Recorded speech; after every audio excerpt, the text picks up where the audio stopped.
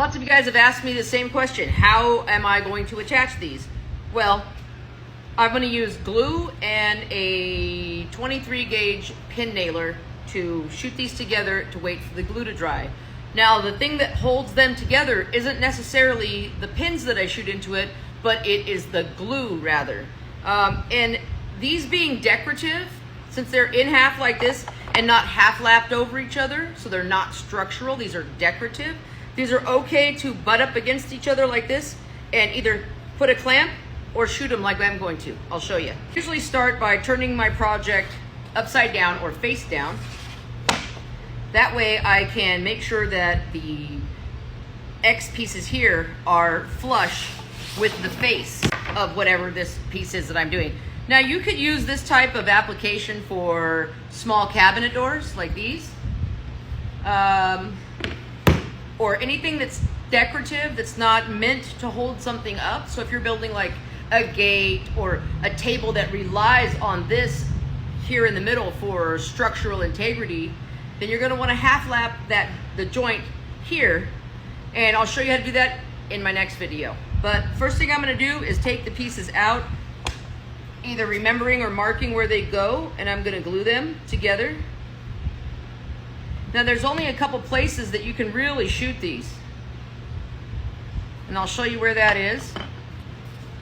So the tighter you get in the center of the X's, it's going to push out and make the edges of the X's stay in really well. And this is assuming that you've cut pieces out that are nice and snug.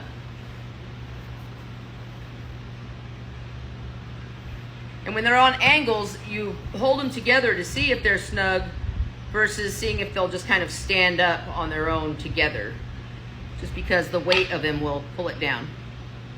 Okay, was this like this? Yeah.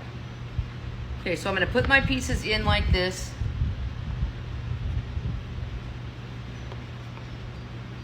And this is your sweet spot right here.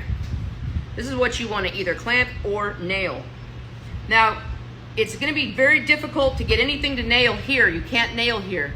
You have to nail here because this piece sticks out over the other one. Okay, and then I'm going to go on the direct opposite and shoot this one. And I'm pulling these towards the inward angle so that they're nice and tight.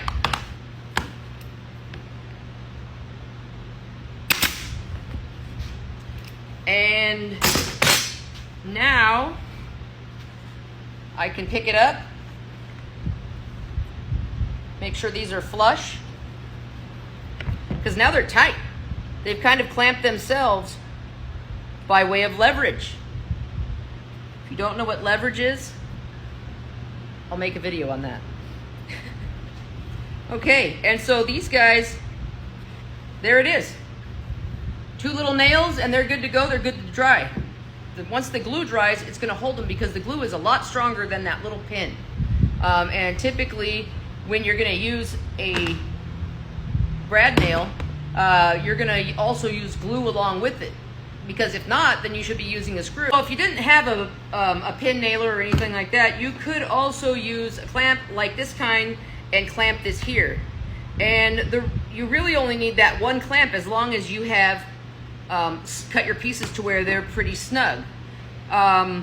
You don't really need a clamp in these corners because the force here from me squeezing it together and shooting it together is keeping all 4 of these corners nice and tight.